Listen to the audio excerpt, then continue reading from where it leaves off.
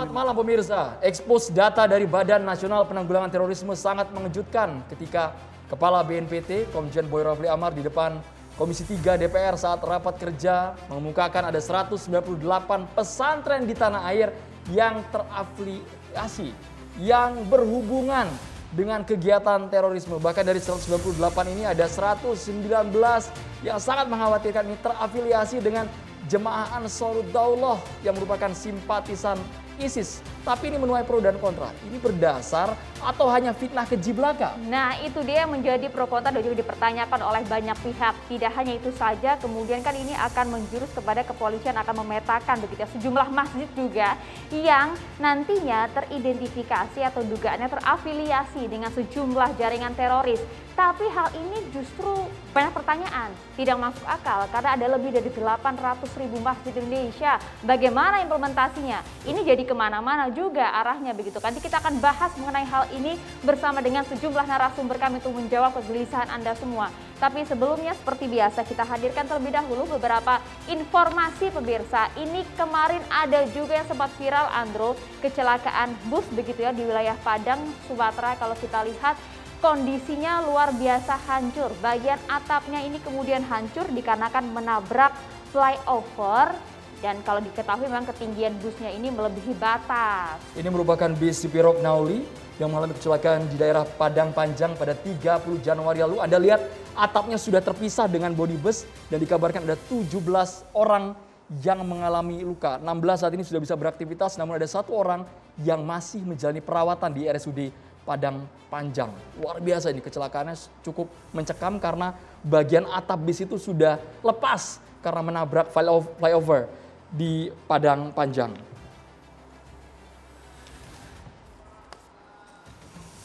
Bukan hanya bus ya ternyata Maria. Di Bandung, Jawa Barat kemarin lokasinya di Taman Kopo Indah, Kecamatan Margahayu, Kabupaten Bandung ada juga penodongan ya? Ada juga penodongan, ini viral juga. Mengapa kemudian aksi-aksi serupa nih marak begitu ya. Pencuri kemudian menodongkan senjata tajam juga berupa pistol.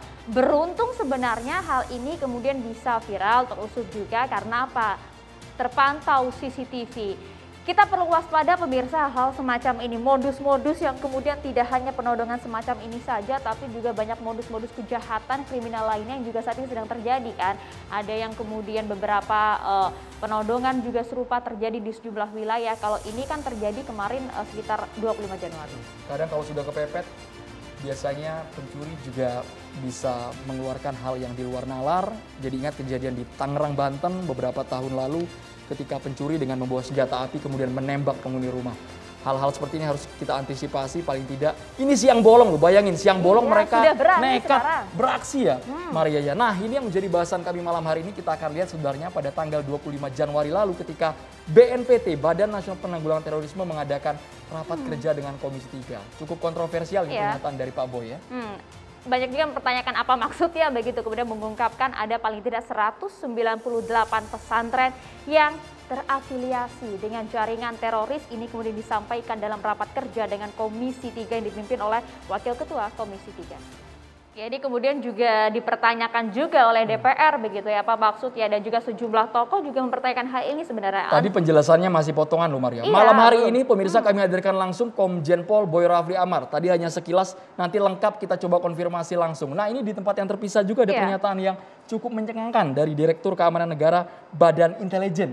Ya Maria ya. Kalau misalnya kita lihat pemirsa ini akan digelar begitu pemetaan sejumlah masjid yang juga terafiliasi dengan jaringan teroris. Seperti apa? Kita dengarkan terlebih dahulu.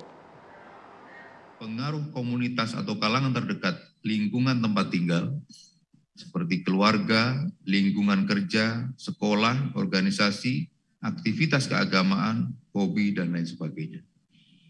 Kemarin kita juga sepakat dalam diskusi mapping masjid Pak, mohon maaf.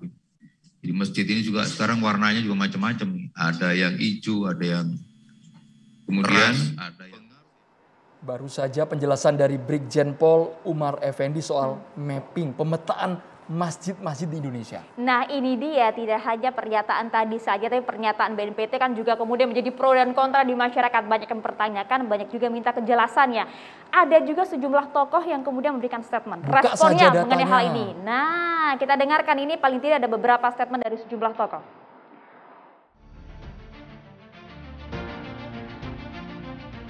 Ya tentu kalau memang ada buktinya silahkan ambil tindakan. Jangan kita mengeluarkan isu kemudian menjadi pesantren menjadi seperti dicurigai semuanya. Yang mana itu? Kita harus panggil satu persatu. Kalau daripada diumumkan begitu saja tanpa jelas, kan orang pesantren menjadi resah gitu.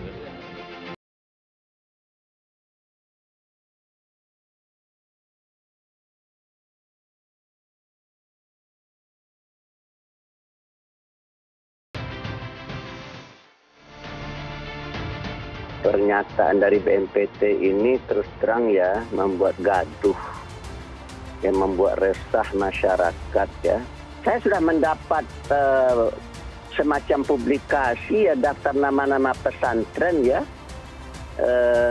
yang disinyalir oleh BNPT, tapi saya tidak tahu apakah itu resmi atau tidak. Itu bagi. Waduh, narasinya bahkan membuat gaduh begitu ya di tengah masyarakat. Oke, kita jangan kemudian berandai-andai membuat opini sendiri. Kita akan bahas langsung lah bersama dengan sejumlah narasumber kami. Langsung saja kita perkenalkan, sudah ada Babe Haikal Hasan ini selaku Ketua Majelis Keluarga Indonesia. Assalamualaikum, selamat malam Babe. Waalaikumsalam, selamat malam. Kemudian kami juga menghadirkan Mas Islah Bahrawi. Assalamualaikum, selamat malam Mas Islah Bahrawi. Waalaikumsalam warahmatullahi. Sehat Mas? Sehat, alhamdulillah. Luar biasa. Kemudian ada juga praktisi pesantren, ini merupakan Mas Muhammad Najih Aromaldroni. Assalamualaikum Mas Najih yang juga pengurus BPET MUI Mas ya. Waalaikumsalam warahmatullahi wabarakatuh. Selamat malam. Ya, nanti kami juga akan menunggu kehadiran dari Fadli Zon, ini politisi Partai Gerindra yang saat ini kita akan nantikan lah ya kehadiran sesaat lagi. Nah, tapi paling tidak pemirsa yang kemudian akan menjadi pembahasan utama sebenarnya kita akan gali terlebih dahulu mengenai tema kita malam hari ini langsung kepada yang berkenaan begitu ya. Ini sudah terhubung bersama kami ada Komjen Pol Boy Rafli, Kepala BNPT. Assalamualaikum, selamat malam. Waalaikumsalam, selamat malam. Kabar sehat ya Pak Boy? Baik, alhamdulillah. Selamat Hari Raya Imlek dulu untuk yang merayakan. Pak Boy, kami ingin tahu ini Pak, penjelasan dari Pak Boy yang kemarin memang di Raker cukup panjang ya Pak ya penjelasannya. Kita sekaligus cek sinyal dengan Pak Boy sejauh ini, tapi kita kasih kesempatan ke Babe Haikal terlebih dahulu untuk menanggapi karena sudah begitu banyak yang ingin berkomentar ini. Babe Haikal tanggapannya sebelum kita ke Pak Boy. Mungkin dari Babe Haikal juga ada pertanyaan nanti bisa langsung disampaikan kepada Pak Boy Rafli. Baik, terima kasih. Kalau Pak Boy tadi mengucapkan selamat, saya juga mengucapkan gongsi facai kepada yang merayakan. Dah teman-teman sekalian, Bang Islah dan Gus Najih yang sebagai ini mewakili dari pihak yang bukan menyetujui, tapi nanti kita lihat ya. 198 pesantren terafiliasi. Kalau kita lihat di Kamus Besar Bahasa Indonesia, terafiliasi itu bisa jadi anggota, cabang, atau mempunyai hubungan, terkoneksi. Ini berbahaya sekali. Dan sebelum saya katakan berbahaya, saya mundur sejenak, terima kasih. Tetapi kenapa harus dibuka secara menimbulkan saling curiga, dan yang paling kelihatan menjadi Islamofobia. Tetapi kalau kita lihat penjelasan, dikatakan ini kan hanya 0,007. 198 itu dari 27.722 pesantren. It's not about number gitu loh. Ini bukan soal nomor. Akhirnya saling curiga, pesantren mana nih ya, pesantren mana nih, pesantren. Akhirnya timbul Islamofobia. Lalu akhirnya apa yang paling kuat? Mengurangi minat orang tua menitipkan anaknya ke pesantren karena takut jadi teroris. Ini dugaan kan? Iya, mengurangi minat gitu loh. Dan kemudian melemahkan sendiri. Perlu kita ketahui, pesantren itu kata Buya Hamka dahulu, Buya Hamka berkata pesantren itu imadul Islam di Indonesia. Tiang Islam di Indonesia itu pesantren. Nah kalau kayak begini disebar, saya bukan menuduh BNPT yang menyebar, tapi itu kan kalau kita baca ya, itu BNPT melakukan kewajibannya. Ya, melakukan kewajibannya. Kalau kita lihat kalimatnya begini, sejatinya data yang disampaikan Kepala BNPT tersebut harus dibaca sebagai bentuk pertanggungjawaban kinerja, ya, pertanggungjawaban kinerja kepada DPR gitu kan ya. Sebuah institusi di depan anggota dewan yang mempunyai tugas pencegahan dan radikalisme dan terorisme. Ini betul dan bagus dan terima kasih. Tetapi kalau jadi keluar seperti ini menjadi bola liar. BNPT kan punya data Babe Haikal. Ini kan sebagai bentuk public awareness. Ya artinya disampaikan khusus dong. apakah yang menyebarkan luas ini BNPT-nya atau DPR-nya? Atau hasil dari dengar pendapat itu disebarkan luas? Terus metode nanti kan keluar akhirnya metodologinya bagaimana? Kerangka teorinya apa? Yang dimaksud terafiliasi, cabang dan anggota kan dari 198, 119-nya kan ISIS. Ya 119 ISIS. Ini pengajarnya kah? Atau kurikulumnya kah? Atau santrinya kah? Atau kan jadi liar begitu. Kalau begini ceritanya, kita udah tahu-tahu dan sepakat ISIS bukan Islam. Tangkap langsung Pak. Tangkap yang mengatakan pemerintah itu adalah togut. Tangkap langsung. Yang ngata-ngatain saudaranya itu bid'ah takfiri. Tangkap langsung gitu loh. Bukan disebarluaskan akhirnya menimbulkan Islamofobia. Kita kan bertabayun saja Babe. Mungkin ini kan memang tadi public awareness. Jadi masyarakat bisa waspada. Mengerti juga kinerja dari BNPT selama ini. 18 juta santri. Ada hampir 2 juta pengajar dari 27.000 pesantren. Kalau kalimatnya gini aja deh, gini deh. Ini ada sebuah kelompok warung, namanya warung makan apa gitu ya. Ada ribuan. Lalu berkata begini, ada beberapa warung makan itu yang mengandung khamar dan khinzir gitu loh. Lalu kemudian apa? Akhirnya kan ini kan menimbulkan kecurigaan. Jangan makan di warung sini, jangan makan di warung sini, jangan makan di warung sini. Itu gitu loh dampaknya. Kita nggak keberatan Pak, sama sekali nggak keberatan. Tapi yang kita keberatan ini dampaknya. Dan kemudian lari kepada ke masjid-masjid. Masjid udah sepi gara-gara COVID ini. Lalu dibikin sepi lagi ntar dengan kalimat-kalimat yang sangat mengeneralisir semuanya. Babe, tadi ada poin menarik ini harus ditanggapi Pak Boy Rafli tadi soal metodologinya seperti apa Pak Boy sampai akhirnya BNPT mengumumkakan ada 198 pesantren yang terafiliasi dengan terorisme ini. Pak Silakan Boy Rafli. Pak Boy. Iya, terima kasih. Selamat malam juga untuk seluruh para narasumber, Bang Haikal dan seluruh yang hadir, Gus Naji dan seluruh pemirsa juga. Jadi pertama tentu saya ingin sebelum mengomentari data, perkenankan saya bahwa BNPT dalam melaksanakan tugas negara tegak lurus dengan konstitusi negara kita, Undang-Undang Dasar Negara Republik Indonesia dan ideologi negara kita Pancasila. Dalam hal ini kita di dalam Undang-Undang Dasar khususnya pembukaan itu ada tujuan nasional kita. Yang pertama adalah melindungi segenap tumpah darah dan bangsa Indonesia. Yang kedua, memajukan kesejahteraan umum. Ketiga, mencerdaskan kehidupan bangsa. Keempat, turut serta mewujudkan perdamaian dunia. Jadi dalam hal itu, tentu BNPT harus dapat melakukan upaya-upaya penanggulangan secara komprehensif terhadap aksi kejahatan terorisme. Aksi kejahatan terorisme adalah sebuah ideologi berbasis kekerasan yang terjadi di seantero dunia ini. Jadi ini tidak terjadi hanya di Indonesia saja. Dari berbagai belahan dunia ada kelompok-kelompok jaringan teror yang berbasis kepada kekerasan. Di Indonesia juga tidak luput dari apa yang terjadi dari belahan dunia.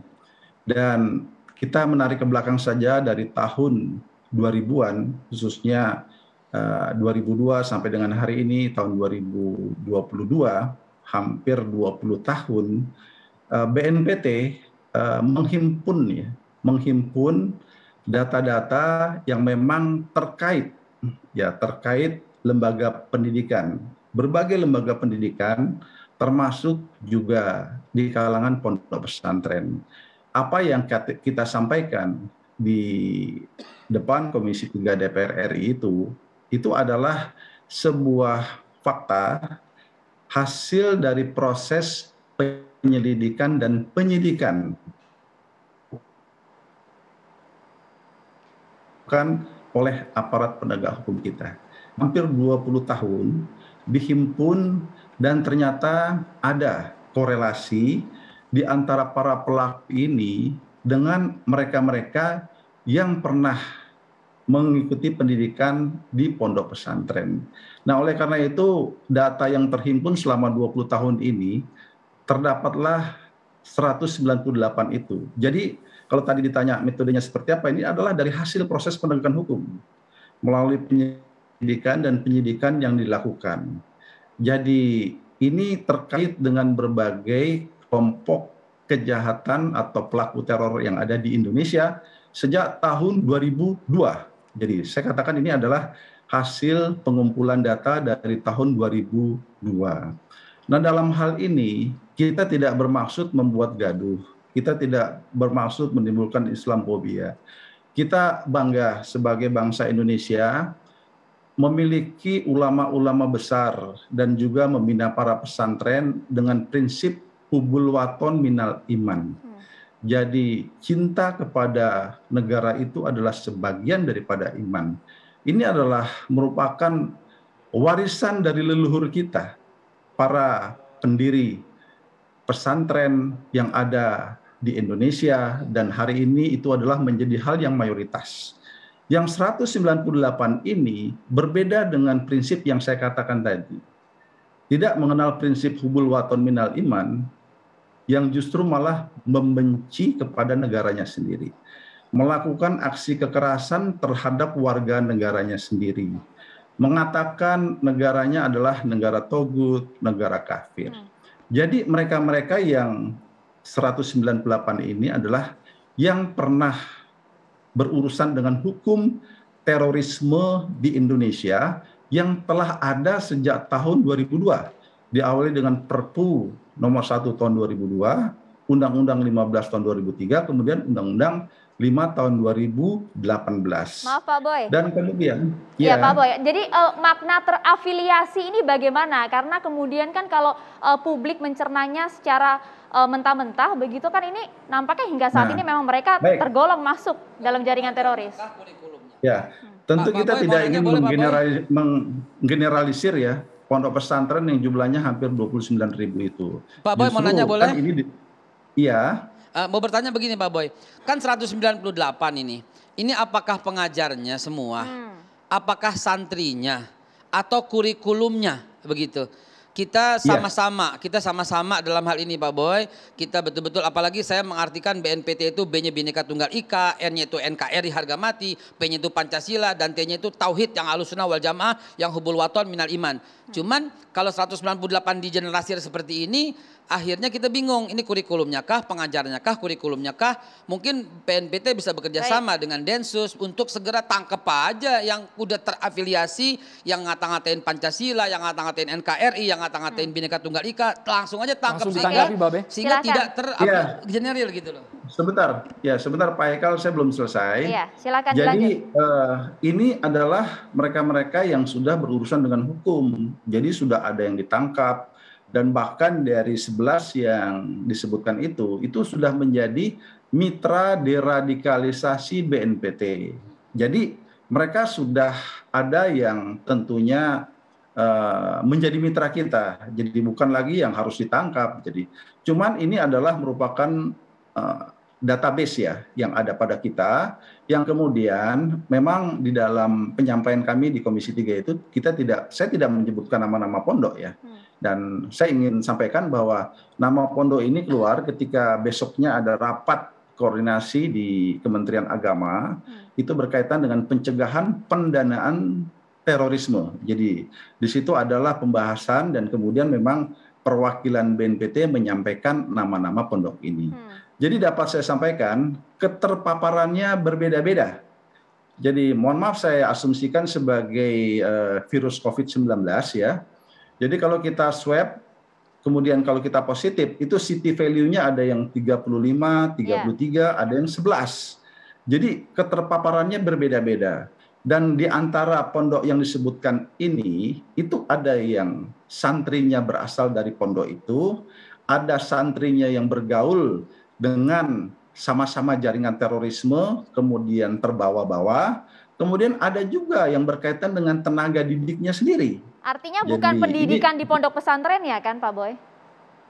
Bukan. Jadi ini bukan kaitan masalah kurikulum, tapi ini adalah terkait individu. Individu yang ada. Nama pondok ini tidak kita publis ya. Kalau yang nama ini hanya, Pak Boy, mohon maaf, kalau yang tersebar Pak, sempat tersebar juga, bahkan mengkerucut di daerah, ada yang di Depok, kemudian ada yang di mayoritas di Jawa Barat Pak, yang tersebar itu betul kan tidak Pak? Itu sempat viral di media sosial, bahkan jelas nama-namanya per provinsi begitu.